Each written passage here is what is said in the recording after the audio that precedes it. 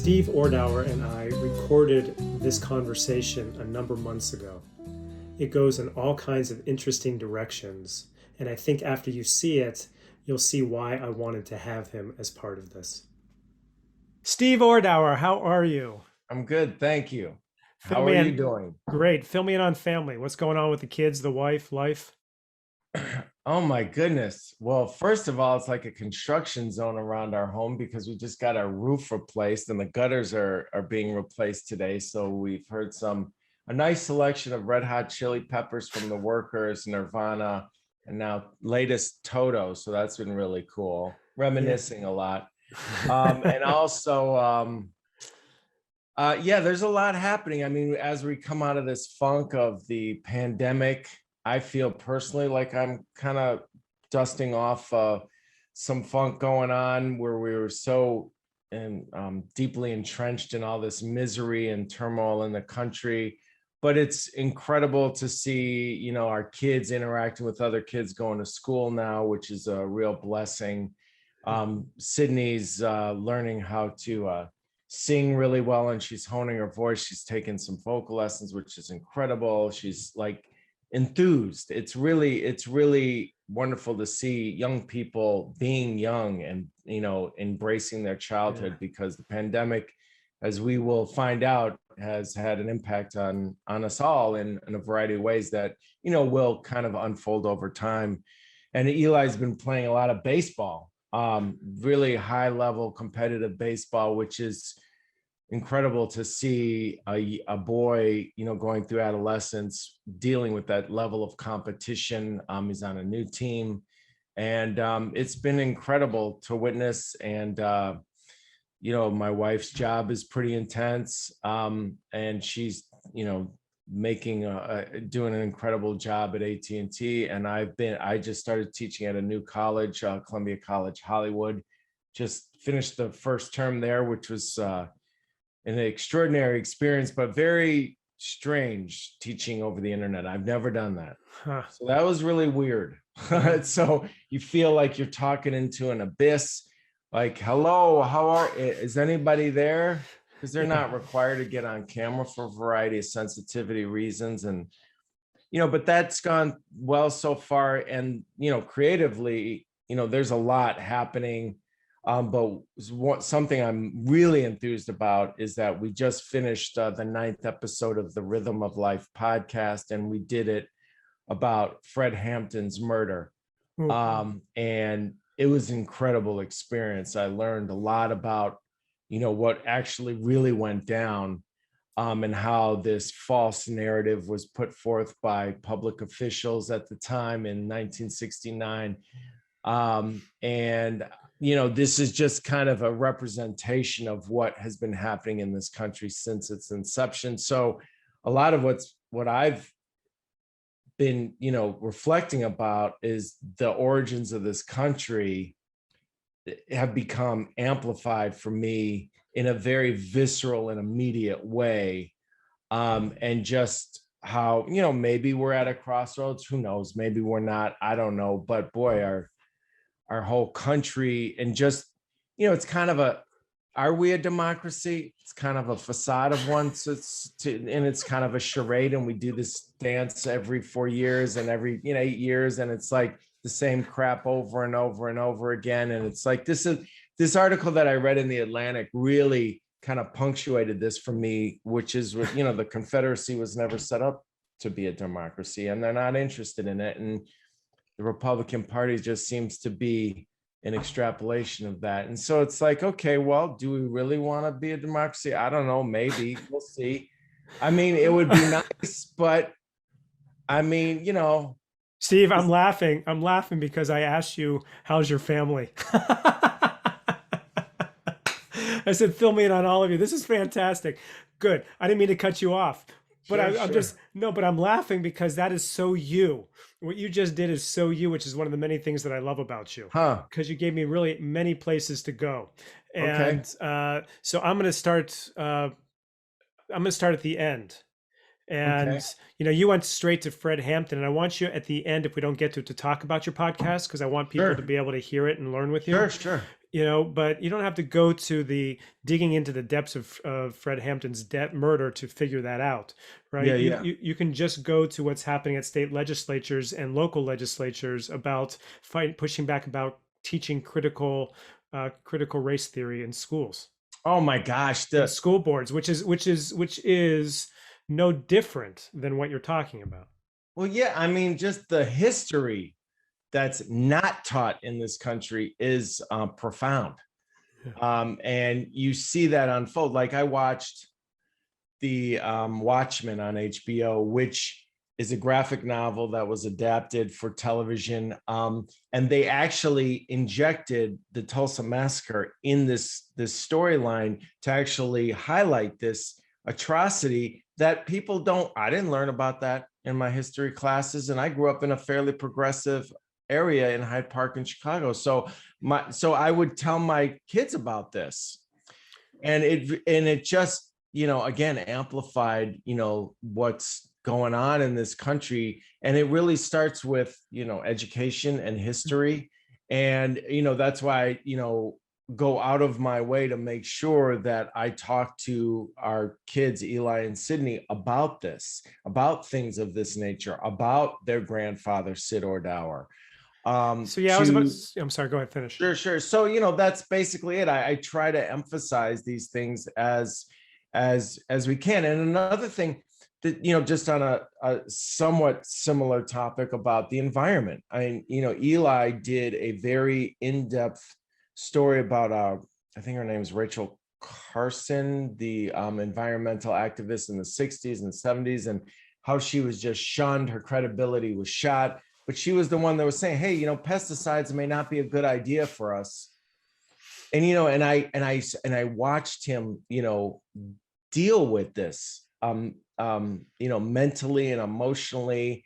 And we, my wife and I talked to him about this extensively, and how, like, he's thinking as a boy, how could this be? How could it And be that 50 years ago you all knew about this and we're still in this situation, right? What an exactly. indictment. Same thing with, the oil companies Yeah. knew about climate change, but they're run by the dollar and making more money. And it's amazing to me how human beings can be so damn short-sighted. So, the idea of wisdom is so critical for just living your life in a decent way, just on a fundamental way. And so, we've seen this time and time again, where people who've stood up for something have their reputation just disseminated.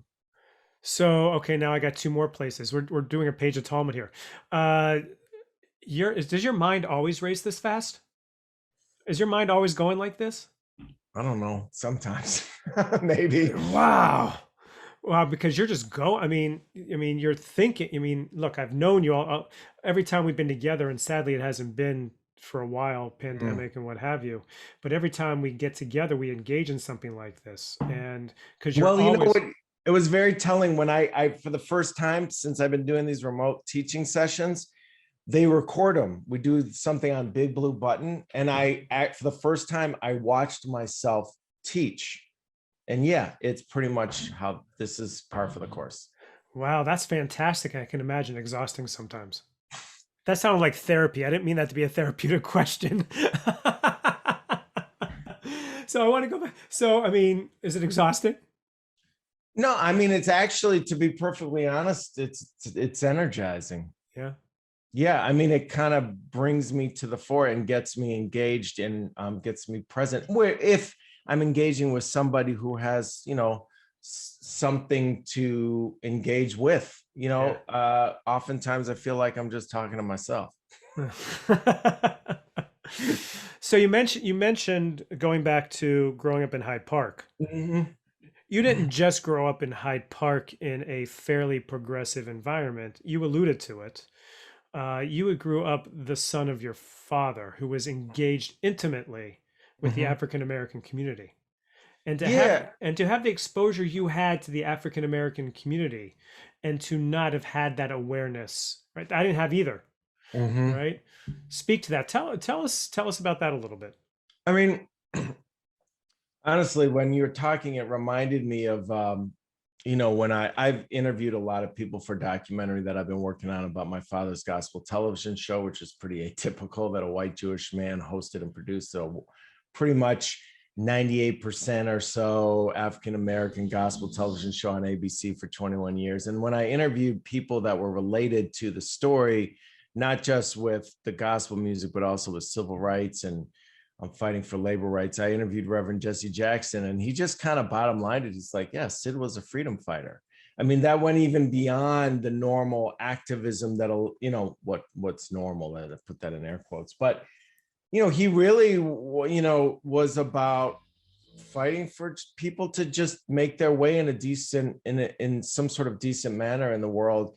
And so it was like the metaphor that I use with people that kind of helps people understand in not so many words is that in the Matrix, Mr. Anderson gets Morpheus gives him the opportunity to take the red or the blue pill, and so whichever one gives you all the information and you can't go back. Growing up with my father, as my father, it was like taking the pill from birth, where you were just like, I just kind of was privy to a lot of ways the world worked to a certain degree, automatically. And, you just had this perception that wasn't normal. I thought it was normal. I thought, I get, but I also thought it was normal to, be dragged to gospel, performances at churches on the south side of Chicago and have your father brought up to speak and say, now we're going to hear from Brother Sid. That's not normal, I found out. So, there was just the conversations that we'd have, just like I miss him a lot, because he would engage me and he would push me and talk about critical thinking. I mean, I didn't need to be involved in a debate class. It was a regular thing at the dinner table to be talking about the topics of the day. So do you have African Americans in your life intimately on a day-to-day basis? Oh, I mean, I just have a variety of people from different ethnicities. Yeah, all the time. So you're in relationship. So, because my question was going to be, which means I'm going to ask it anyhow. Is it possible to be progressive, have progressive ideals, to be an anti-racist, and still live in an all-white bubble? I don't know. I never tried it. I mean, I'm still, growing up in Hyde Park was pretty extraordinary.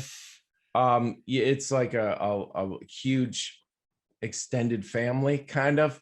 If you don't know somebody that grew up in Hyde Park, you know somebody who knew somebody, and it was kind of like that. There's a real familial, beautiful connection there.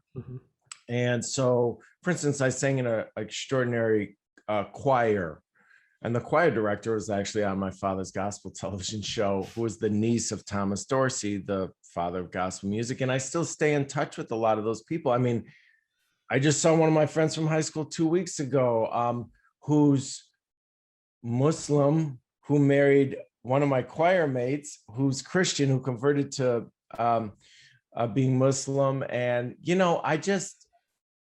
I think it's just helpful to be in contact with people from different perspectives. I mean, it's just harder to be aware, I guess, now that I'm thinking about it, if you're not interacting with folks on a personal level, because I think that's really the key to understanding what's happening in the world, honestly. And what really gave me perspective about this, Bruce, is I heard an interview with I think it was a Hindu woman who interviewed. She used to go to these and be part of a protest group that would protest white supremacist groups all the time, and she realized this isn't doing anything. So instead of that, she's thought, maybe I could do a documentary about white supremacy and maybe interview some of these people. I'm like, damn, that's kind of bold. So after many, many, many, many requests and getting turned down, she finally got one guy to, consent to an interview. And, what was supposed to be, half an hour, 45 minutes turned down to like a 4-hour conversation. And which was a groundbreaking conversation for both of them. And then she did another one and another one and another one. And basically, long story short, every person that she interviewed went through a tremendous transformation. So the point being that gave me a lot of hope is really the real learning happens when it's one-on-one, interpersonal, in-person contact and conversation, because you don't act a fool when you're in front of somebody intimately in a controlled environment. If you're out at a protest, that's different. If you're interacting through social media, that's ridiculous. That's not I mean, interacting. it's just so silly. But when you're in a room one-on-one where there's no shouting, there's no violence, and you can just be one-on-one and actually ask questions for real and be, it tends to bring out the best of what human beings can be. Hmm. And when I heard this interview, and I think it was on Fresh Air or what have you, I was blown away. I never even seen the documentary. I tried to search for the documentary, and it wasn't readily available on any of the outlets that I have access to, which is kind of strange and a shame. But boy, it just blew me away. And I realized that's the key. So, is it, I don't know really how to answer that question, but, and, also the term, these terms are really strange, and try to hide, how to label people and this and that. I don't know. I try to shy away from those because I think labels are really kind of limiting. When someone asked me my political beliefs when I was teaching at this other school a while ago, I said, well, like immediately I thought, the moment I say something, you're going to make up all this stuff about me that may not necessarily be true. I said, I kind of lean in a progressive way, but kind of limiting. So, just ask me about specific things and I can tell you where I stand. If you so you have this idea of allowing people to tell their own stories. In a sense, that's what you're saying. On a one-on-one intimate level, people have a right and a response, have a right to hear other people. People have a right to tell their own narrative. I think it's just a healthy thing. I mean, like, I lived in an all Jewish dorm in my first year at University of Wisconsin-Madison, and I met somebody from South Africa who was just racist and stupid and ignorant, and he would spout out these ridiculously horrible things, and I didn't really get upset like you think someone normally might be, who's just a decent human being who doesn't tend to like hate people because the color of their skin or what have you. I didn't even get it. I felt sorry for him. So I would talk to him, and I was surprised. It was like I was looking at myself from an outside experience, watching myself talk to this guy in terms of not really being upset, more just intrigued with, man, that's really a shame. So how is it? So yeah. So how is it as a documentarian, as a filmmaker that you are, who, in some of your stuff, tries to give people space to tell a story? You are the story. How is it possible? Is it possible as a documentarian, as a filmmaker, to allow people to tell their own stories and not to filter it so that it becomes your message and your agenda of what you want to get out of them? That's a great question. I mean, honestly, I've had this I had this this conversation intimately when I was talking to a colleague who I work with, Bob Hercules, on this podcast, Rhythm of Life. He actually is the last directorial assignment. He directed the documentary about Maya Angelou that's on Netflix and blah, blah, blah. He's great. He won a Peabody Award for it. And he said he used to do that more in the early part of his career. And really, there is no such thing as objectivity. It's just ridiculous. The best you can do is notice your own biases and try not to be run by them. And so when I'm interviewing somebody, like when we did this documentary about the interfaith experience, the best you can do is just genuinely be intrigued with people's experience and try to see it from their point of view as best you can, as opposed to this is good and this is bad. If that comes up, I try to just not be run by it, because that's always going to naturally occur. We're human. We can't, I mean, everything we do is a manipulation, where we put the camera, what questions we ask, what questions we don't ask, what have you. But the best you can do is to try to actually be authentic with folks and genuinely be interested in their experience in the best way you can and put your best foot forward. That's really all you can do. So, I hope that kind of answers the question. To what end? What do you mean? Allowing people to put their best foot forward and to be them. No, To I'm what end? saying we, as Mm, an interviewer, right. as a journalist, as a documentarian, try to put your best foot forward, to not let your own biases run the show, and just kind of notice them, and like, okay, thank you for sharing, and not have that dictate how you proceed. That's all. What happened? Have you been in a situation? So you were talking about this guy from South Oh, and Africa. also one last thing, be comfortable with the uncomfortableness. So like when I ask a question that's uncomfortable, I come at it, the best way I can, in the most respectful way, but I still ask the question in a very specific and pointed way, as opposed to someone who's trying to incite somebody. Well, I see I'm a less lot. concerned, Steve. I'm less concerned in that question. If there's concern, I'm less concerned with the manipulation of the question to get the answer, as much as what you do with the person once you get them in the editing room, right? I Yeah, mean, I mean, we're in the editing room. Honestly, um my whole mission is to try to get what they're saying, and the spirit of what they're saying accentuated as much as possible. That's really the essence. That's my whole mission. Now, that may not be totally true with a lot of other filmmakers, but that really is it. okay, so allowing for everybody to be individuals, and you've interviewed a lot of people over the years for the work that you've done. Mhm. What has surprised you most, whether it be overall or specific? Mhm. And have you seen general trends that you can then generalize to bigger populations? That's a good question. I mean,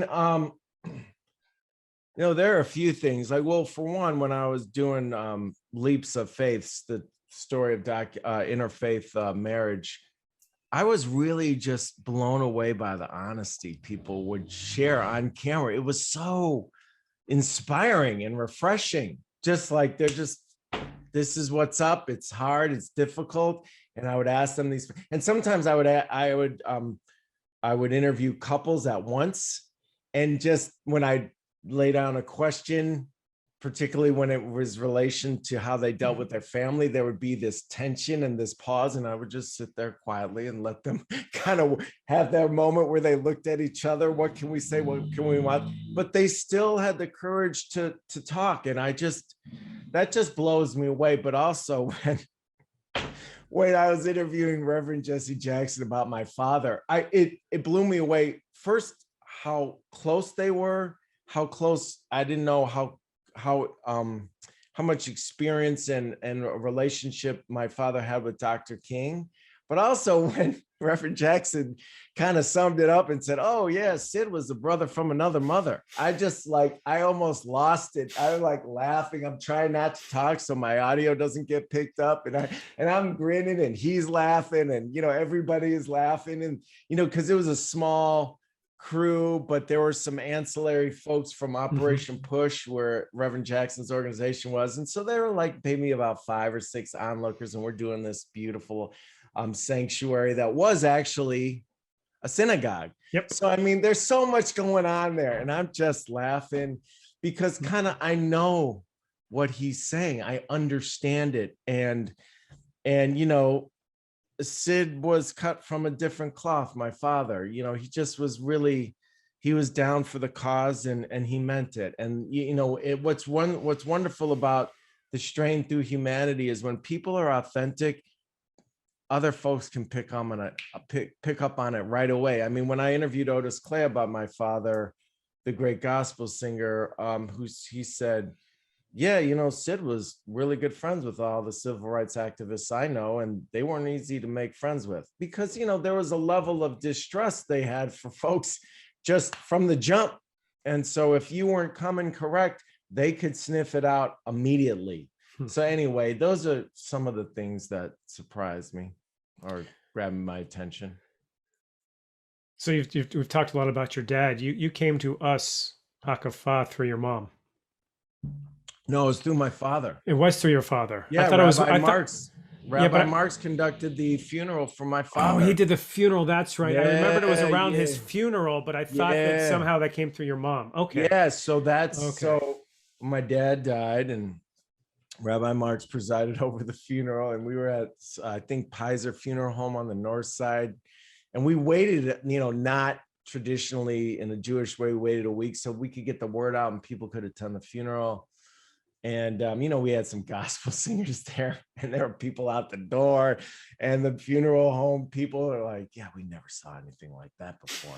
It was. I mean, it was so emotional, and it was so incredible. I cried my eyes out. And actually, my co-producer on this podcast said he attended the funeral. Bob, he said, "Yeah, I really grieved over my mother dying for the first time at your father's funeral." I mean, Wow. it was so overwhelming. The love in the room. It was a beautiful send off, and he deserved it. And so, Rabbi Marks presided over the funeral, and so traditionally, out of respect, I went and said Kaddish for him every Friday night for 11 months, and that's how I got to know the synagogue, the community at Hakafa. And for the first time in my life, to be honest with you, all of my religious experience was totally perfunctory up until then. And I got to know folks. I got, interact with Rabbi Marks. Then eventually I met you. I met some of the other congregants. And I would have these really wonderful, meaningful conversations. My wife would come with me, my mother would come, my sister Karen would come, and ironically, after my father's passing, it actually brought a sense of cohesiveness more to our family in a religious environment, which was not the case at all before that. And it was really refreshing, and for the first time in my life, some of the passages actually in the prayer book actually meant something. I mean, it was wild. How about now? Yeah, still for sure. I mean, my interaction with the religious experience is totally different. Particularly, now in a interfaith school, and the things, like I've never been a huge proponent of religion to begin with, anyway. And how you define that is a very personal thing, but I've always thought of myself as a spiritual person, and that has really deepened over the years, particularly after I became a parent. And I think the religious environment can, help that along to whatever degree. But I think, honestly, the key to any spiritual endeavor is to just be straight up with yourself and honest about where you are, what's important to you, what's not. And religious structures sometimes can help that and sometimes can hurt that. It depends on the situation. And I think people are socialized to not be so clear about that to a degree, and I think the more you are honest about that, the better off you'll be as a human being, for sure. So you feel like you're a spiritual being? I mean, yeah, I mean, I do. I mean, it's like everything in my life, I'm always, like, my natural tendency is to kind of cut through to what is most important. I just kind of have that natural tendency to do that. And when people are not focusing on the things that are really important, I always try to steer things in that direction. Not I'm not walking around trying to be super profound or anything like that, but like when people are having conversations that are dancing around the subject matter, when it's something important, like say race relations or empowerment or stuff, I just want, if you really want to engage, let's really engage, or just let's go to a comedy show and not talk about that, because it's I find that a waste of time if you don't really deal with the substance of an issue. So a spiritual journey is a journey towards self and interpersonal actualization. That's what you just said. That's a question, not a statement. Oh, I think that's part of it. I mean, I think it's important, honestly, to conduct yourself in a way that's, positive for the world around you, to be perfectly frank. Like I live in a community with quite a bit, a decent amount of children, and an adult's role in that upbringing is really important, and I try to be cognizant of that. So my wife and I go, and we're very much in line with that, and in our own way. And so we kind of make it a point to engage with the kids in the community to whatever degree we can. So it's not just about personal actualization. I think it's really about, it's like a stone has a ripple effect in a pond. You throw it in a pond, it has these ripples. Well, what kind of ripples are you making? Really? Can you look at yourself in the mirror day to day and say, am I walking in a decent way? Am I walking my walk as opposed to just talking the talk? And I'm always thinking, like, as a parent, I always feel like I'm falling short all the time. It's just the most humbling experience that I've ever had, but yet it's the most enriching. And I think that's kind of a necessary part of you doing somewhat of a decent job, that you have a sense of humility, because the moment you think you got to figure it out, you're done. That's just kind of how I view it. Just wait till they grow up. It gets even worse. Yeah, So, I know. Yeah. sorry, kids. My kid's actually going to be editing this, so he'll smile at Okay. that. Okay. Those ripples that you throw out, you personally, as a Mhm. spiritual person, do you consider them Jewish ripples? Not particularly. I mean, it's interesting. That's an interesting question. It's like, because of my perfunctory kind of relationships to Judaism at growing up, and now as I get older, it's really interesting how I appreciate the little I know of Jewish culture as I get older, and how it's important. The parts of that are important to me is, you know, it an importance of, carrying yourself in a decent way and being decent towards other, and not just like sitting on the sideline and saying, oh, this is okay and that's okay. It's like, no, being active in positively impacting the world around you, as opposed to, oh, that's not my problem. And I think my dad embodied that a lot, whether he was conscientious or not, and say, yeah, this is part of me being a Jewish person or not. But I'm proud of, just the intellectual curiosity of Jewish culture. I think that's a beautiful, beautiful thing. So yeah, I mean, I'm just not that learned about Judaism, to be honest, and Jewish culture. Find myself extremely ignorant about it, but I would venture to guess that that's, part of it to whatever degree. Okay, so what of you being a Jew do you own? I mean, when you say I am Jewish, what does that mean to you? Huh. I've never really thought about that. Or I've never been asked that. I mean, I would say, on the short term answer is, it's part of my heritage. My my mother and father are Jewish, and they come from a line of other Jewish people that have passed on certain cultural traditions and religion, and valued certain things that are important, like education and intellectual curiosity. I think really the intellectual curiosity, from what I understand, that's why I've always been interested, to be perfectly frank, in the little that I've heard about the Talmud, and like the Jewish people tend to be pretty good at debate.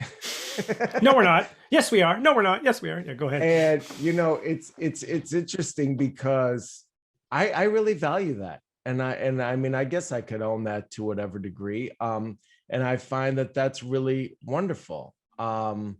And the one thing that I always troubled me, the idea of like being the chosen people, that always kind of never sat with me well, because embedded in that is implying some things that I'm really not down with. But in terms of honoring the the the the tradition and the the cultural identifications of these things that I really value, like intellectual curiosity and standing up for something that's not right and being a proactive force to combat that. I love that. I totally own that. But I don't know if I'm accurate in that, but I love the fact, I love the idea of being a part of a people that really value the mind and developing the mind. I love that. And I don't think that's exclusive to Jewish people, but I think that that's definitely a through line through Jewish culture. And I definitely am proud to be a part of that for sure. Hmm. You know, like just like the conversations that I had at Hakafa with some of the folks that I got to know in that year when I was going to say Kaddish for my father, it was like, you know, I met Scott Turow. I met all these wonderful folks in the congregation. I just would have and wonderful conversations again and again. And nobody was really like ostentatious and saying this is the way it's got to be. They were just in a journey to try to figure it out, but not sitting on the sidelines. Yeah. And that's, I value that. So we're having this conversation the week after the, I'm not going to call it a war, whatever was going on in Gaza and Israel, Palestine, Israel. Yeah. You know, I adored your mother. I'm not going to assume you knew that. I adored your mother. Thank you. We spent a lot of time together. She was at Lunch and Learn for years. She hosted it all the time. Right. That's right. She was a precious part of our community. Yeah. And she was, for the most part, my interactions with her were to put her in the spectrum of the political spectrum, center left. But around Israel in particular, she was center right in our conversations. And so here's what I don't want to go into, which is not uncommon. I know, I don't want to go into conflict. My question is, based on your father's history of interaction with the African American community about understanding systems, et cetera, et cetera. Yeah. Where would he have fallen in this, in terms of what's going on in Israel, Palestine right now? Again, I don't want to go into detail about our give and take about this, but about your perception. Go ahead. I mean, you know, it kind of leads me to just kind of a greater point that I've reflected on for years. And that is, people can have certain ideals with almost everything, but when it comes to one thing, then all of a sudden they're like bent out of shape and go, woo, then all of a sudden their political meter goes all out of whack. And, this is a very specific example of that, where, another dear friend of mine is very similar to what you said. He's fairly left leaning and socially conscious and all that. But when it comes to Israel, he's fairly conservative, which is very much, par for the course. And so it's really easy when something's like deeply personal to lose track of your, what's, people's overall philosophies. And so, and the logic and the sensitivity seems to go out the window.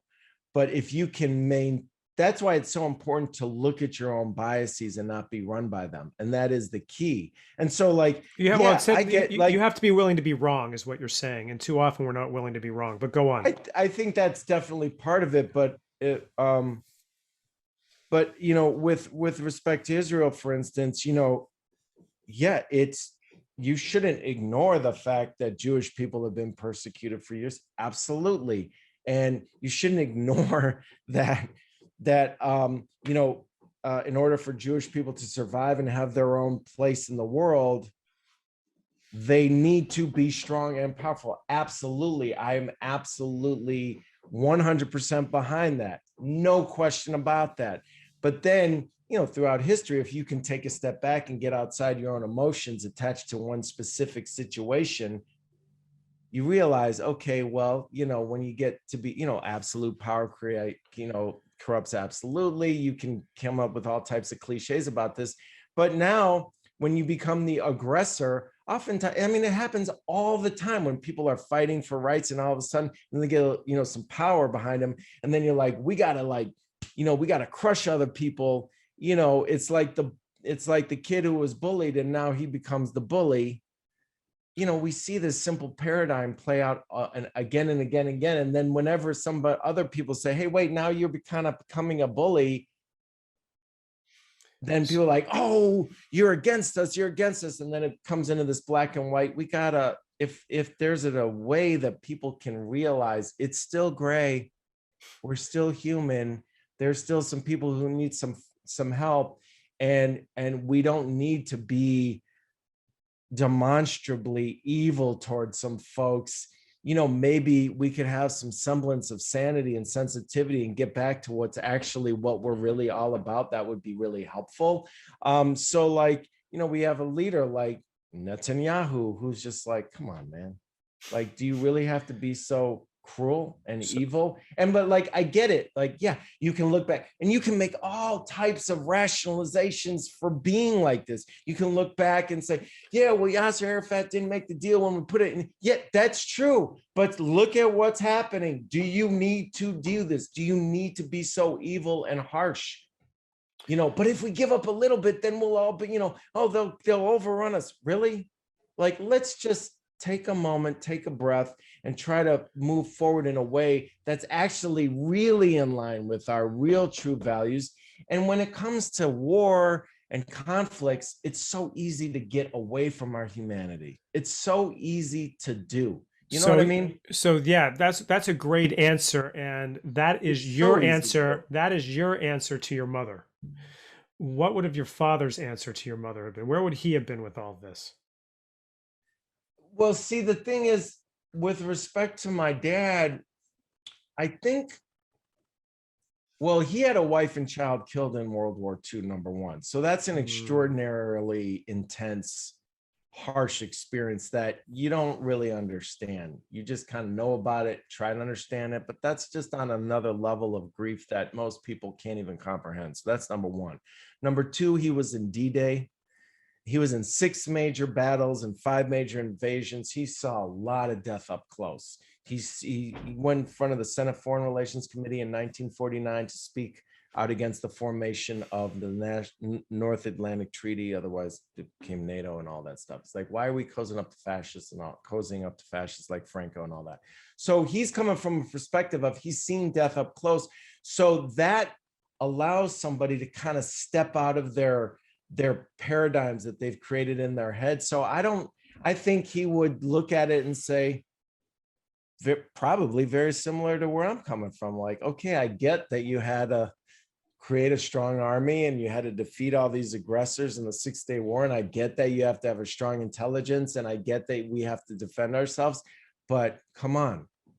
Now you're becoming everything you hate. And I think that type of experience allows for that type of transformational thinking where you kind of go above it and can look down, as opposed to steeped in it and looking from the inside out. I mean, I've heard, what that last friend I talked to you about, when I talked about Noam Chomsky's view of this, he's like, oh, he's a self-hating Jew. I'm like, give me a break. Are you kidding me? He's a self-hating Jew because he has some critical things to say about Israel. That is just such a irresponsible, dumbed down, ridiculous thing to say. That is just you have no idea what his views on being Jewish is. It's like, come on, let's get real. Let's have a real conversation. And when you have intimate one-on-one conversations, you get the ability to say, really? Do you really think that? You follow up with it. Anyway. I appreciate both sides of the never again argument, right? And the two sides of it are, never again means we experience this and we know what it's like, so therefore we have to ensure that it never happens again. Absolutely. Which is a universal approach. And never again means never again to us. We have to make sure this never happens again to us, which is a particularist, a militaristic conservatism that the Jewish people have a right to feel. And so the tension include it. The tension between never again and never again to us, I think, is what we're seeing played out for Jews in the way we relate to Israel and how Israel is perceived in the world, and the battles around Zionism and what does it mean to be Jewish, and even today in America, of where we fall politically. So So yeah, I think you raise a really interesting thing, and you're right. You can go one on one when people are willing to be wrong. When people are willing, and that's the definition of Talmud. Talmud is the Oh, really? space. That's my definition, which means Oh, the okay. definition, Okay. because we're speaking one on one. Sure, sure. You create the space where it's okay to be wrong, and how you argue matters. I say that all the time to Well, people in you, Hakafa. So that the one on one can only happen if there's a willingness to be wrong, a vulnerability, and an mm. openness to real conversation. Man, can I speak to that for a second? Because you No, brought up of something that course. I've been Go. reflecting on for a long time, which is basically that's why I don't like say I'm this or I'm that or I'm anti-racist, I'm whatever, I'm left, I'm right, I'm because I've been like continually like not the more I learn about a subject matter, the more accurate my view becomes, but the more I realize I don't know. So it's kind of when you label something, it kind of like stifles you to learn more about the subject matter. And so I tend to kind of be quiet and try, kind of listen. And that's really what I do in interviews. I really just want to learn about someone's experience, and I ask questions, follow-up questions, to understand where they're coming from more and more. So that's a lot of it is in line with like I may have thought, oh, this person may have thought that or what have you, like it, like for instance, you talk to a police officer who may this happened to me the other day when they made some disparaging remarks about some of the protesters. And I just thought, instead of making up my mind about who that guy is and what they think and whether they're racist or not, I just like, okay, well, I really don't know about the totality of the experience. That really wasn't a nice comment. And, I'm interpreting it in a certain way, but do I know everything about them? No, I really don't. And so there's particularly with the media and social media, there's all these paradigms to like push us to like make things into black and white instead of kind of basking in the grayness of things. And that's why I think I've always been attracted to documentary work and long format journalism, because you get to kind of delve into the nuances of a story. But no, I'm not Mm, going to but. I'm going to and that. sure. Maybe it's a but. The first half of the conversation we had, we talked about letting people tell their story.